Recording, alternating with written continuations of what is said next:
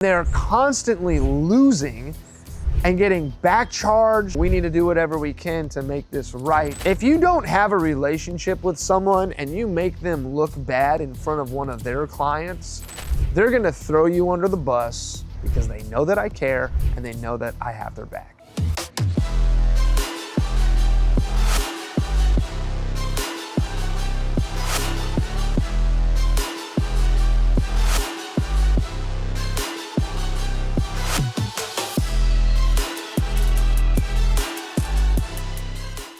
All right, another episode of the Selling Trust podcast and why you need to get out and see your customers. Why doing events, hanging out with people, and forming relationships, connections, deepening bonds is so stinking important, okay? I'm gonna get right into it. Recently, I took clients on a trip down to the Carrier factory, all right? We went to go and see how the sausage is made, if you will. We got to see the multiple manufacturing facilities across multiple different product lines. And I took two customers with me that I've known a very long time, and it was awesome. It was fun and interesting because both of these guys I've known for a significant amount of time, call it upwards of 7+ years, but neither one of us has ever spent a lot of time, intimate time, together. This was a 3-day trip, and it was great. We were able to connect. I was able to learn things about them and stuff about their families and their life that I don't think I would have been able to learn any other way, really. It's amazing how being closely connected with someone for 3 days really, day one, you really lose the ability to just kind of like BS and have surface level conversation. And by day 2 and 3, you're really having real talks. That is, if people still want to talk to you. Because these trips don't always go well, but you hope that they do because the people bring the right, your sales team brings the right people, but more on that later. I got to sit next to one of my clients all the way there, which is a 4.5-hour plane ride.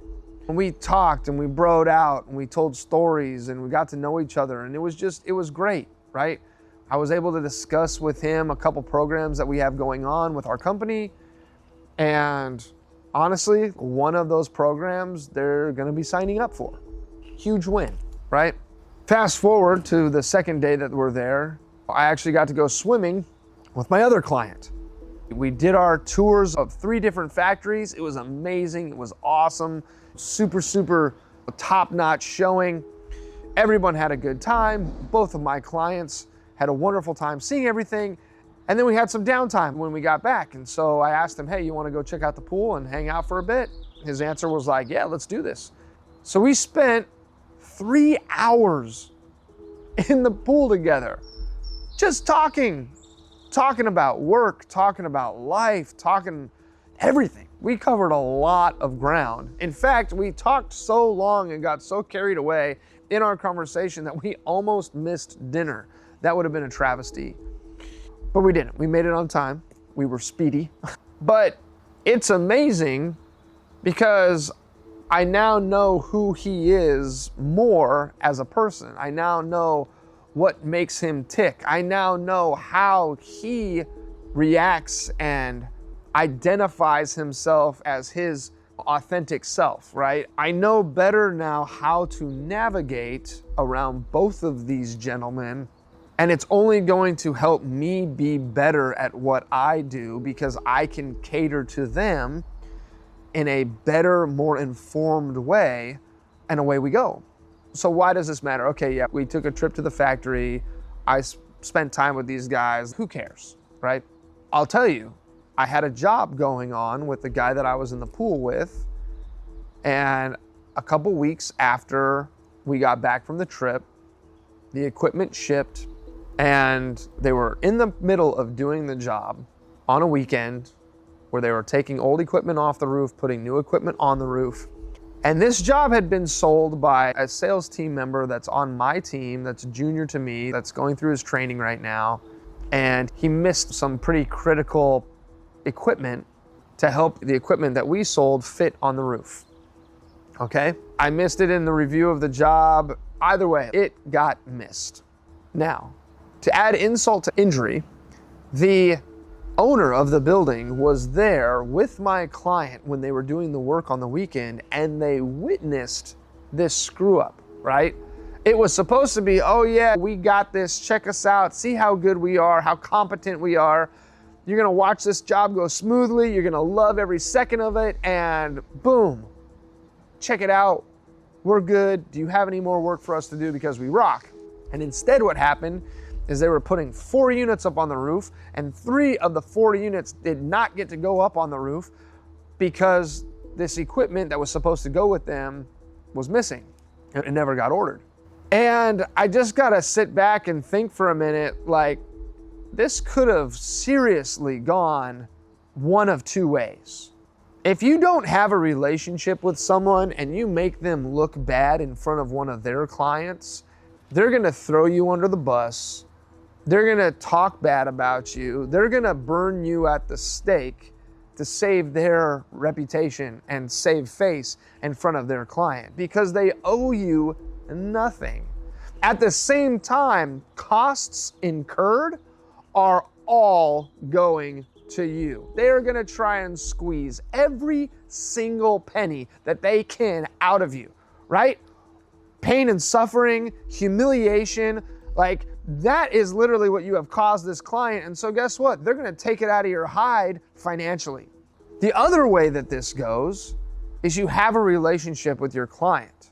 You have mutual respect, you have a partnership, and your client vouches for you even when a mistake is made. Your client takes a bullet for you even though it was your fault. Your client is willing to split costs with you on making the problem right, even though technically this was all your fault. I am very lucky, not only that I've known this guy, this project executive, VP of engineering, for a very long time, but I'm very lucky that I got to connect with him and bond with him on a deeper level while we were in Mexico, because I believe that all of that helped guide the conversation towards, hey man, a mistake was made. This is the problem. This is what we need. How are we gonna fix it? Now, I will say, this guy is very chill. He's cool as a cucumber. He's very laid back, unflappable, if you will. And so I think his normal method of operation is to not burn the world down to the ground when there's problems. But at the same time, the conversation could have been very different. And it was, hey, let's partner on this. I'm gonna eat some costs. You're gonna eat some costs. But we need to do whatever we can to make this right as fast as humanly possible. And that's what we did, right? I prioritized the fix. I made the fix happen. I was able to talk to my boss about it and get that covered and figure out a way to take care of it that was less impactful than it could have been. And at the end of the day, we came through. We got them what they needed. We should have done it right the first time, but that doesn't always happen. We were able to get them what they needed. They did the work, they did the job, they made it happen. The units are up and running, everyone's happy, right? And the customer or the owner, the building owner, actually got to see everybody's hustle, right? They got to see a problem happen in real time and then watch how it got fixed in a couple days as opposed to something being drawn out for several weeks or whatever, right? They got to see the real power of people who are forward looking.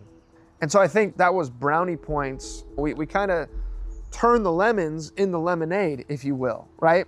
We took this shitty situation and made it better because of how we responded and how we treated each other.